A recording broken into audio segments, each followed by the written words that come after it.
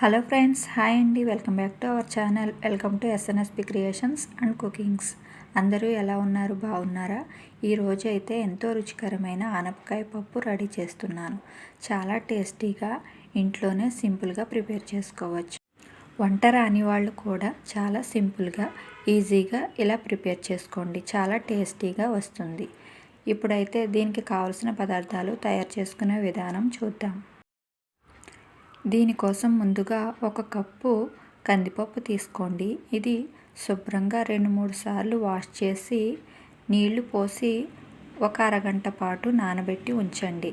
ఇది ఎంతసేపు నానితే అంత టేస్ట్ వస్తుంది. నానబెట్టుకోవడం వల్ల తొందరగా ఉడికిపోతుంది కూడా.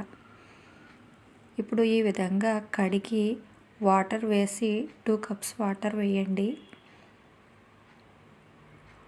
ఇప్పుడు దీంట్లో 2 కప్స్ ఆనపకాయ తొక్క తీసి ఇలా చిన్న చిన్న ముక్కలుగా కట్ చేసి 2 కప్స్ వేసుకోండి.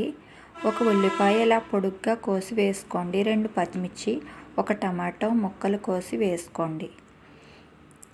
ఇది వేసిన తర్వాత కొంచెం అటు ఇటు కలపండి. ఇప్పుడు దీంట్లో 1/2 స్పూన్ పసుపు వేయండి. 1/2 స్పూన్ కారం వేయండి. టేస్ట్కి తగినంత కల్లుప్పు వేసుకోండి. ఇదంతా కూడా కలిసేలాగా బాగా కలపండి. కలిపి ఇప్పుడు దీంట్లో ఆయిల్ వేయండి. 1/2 స్పూన్ ఆయిల్ పైన వేయండి. వేసి ఇదంతా కలిసేలాగా కలిపి మూత పెట్టి 4 విజిల్స్ వేయించండి. కుక్కర్లో అయితే తొందరగా అయిపోతుంది. మీరు డైరెక్ట్గా కూడా ప్రిపేర్ చేసుకోవచ్చు. టైం పడుతుంది. ఒకదాని తర్వాత ఒకటి ఉడికిన తర్వాత వేసుకోండి. ఇప్పుడు తాలింపు దినుసులు రెడీ చేసుకుందాం. 5-6 వెల్లుల్లి రేఖలు ఇలా కొట్టి తీసుకోండి. కొంచెం జీలకర్ర, ఆవాలు, 3 ఎండుమిర్చి, కరివేపాకు, కొత్తిమీర తీసుకోండి. ఇప్పుడు 4 విజిల్స్ తర్వాత ప్రెషర్ అంతా పోయిన తర్వాత మూత తీసి చూడండి. చూసారా, ఇది బాగా ఉడికిపోయింది. ఇప్పుడు దీన్ని ఒక లోతుగా ఉన్న గరిటె తీసుకుని అటు ఇటు బాగా మెదపండి.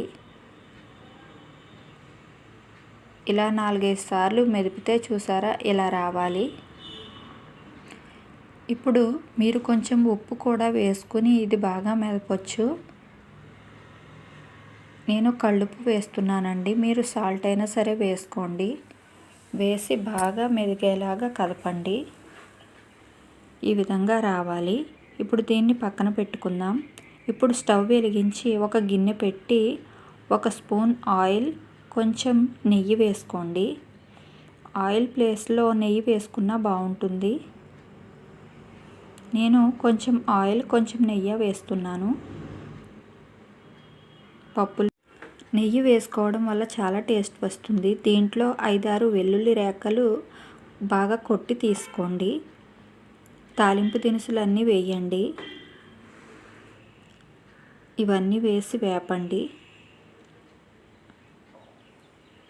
ఇప్పుడు దీంట్లో కరివేపాకు వేయండి. వేసి చిటపటలాడేంత వరకు కలపండి. కొత్తిమీర కూడా వేసుకోండి. వేసి బాగా కలపండి. ఇవి కొంచెం వేగిన తర్వాత పప్పు వేసుకోండి.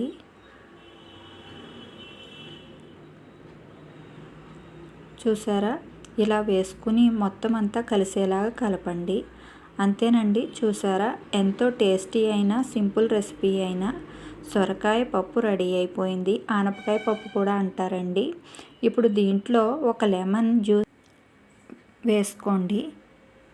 వేసి పైన కొంచెం కొత్తిమీర చల్లి బాగా కలపండి. దీంట్లో మనం చింతపండు వేయమండి, నిమ్మకాయ రసం వేస్తున్నాము. మీకు ఒకవేళ నచ్చితే చింతపండు రసం కూడా వేసుకోవచ్చు. కాకపోతే తాలింపు పెట్టకముందే పప్పులో వేసి ఉడికించి ఆ తర్వాత పోపు పెట్టుకోవాలి. నేను నిమ్మరసం వేసాను కాబట్టి తాలింపు అయిపోయిన తర్వాత వేసాను. మీరు కూడా ఈ విధంగా ప్రిపేర్ చేసి మీకు ఎలా వచ్చిందో కామెంట్ చేయండి. మీకు కనుక ఈ రెసిపీ నచ్చితే లైక్ చేయండి, షేర్ చేయండి. మా ఛానల్ని సబ్స్క్రైబ్ చేసుకోండి. Thanks for watching.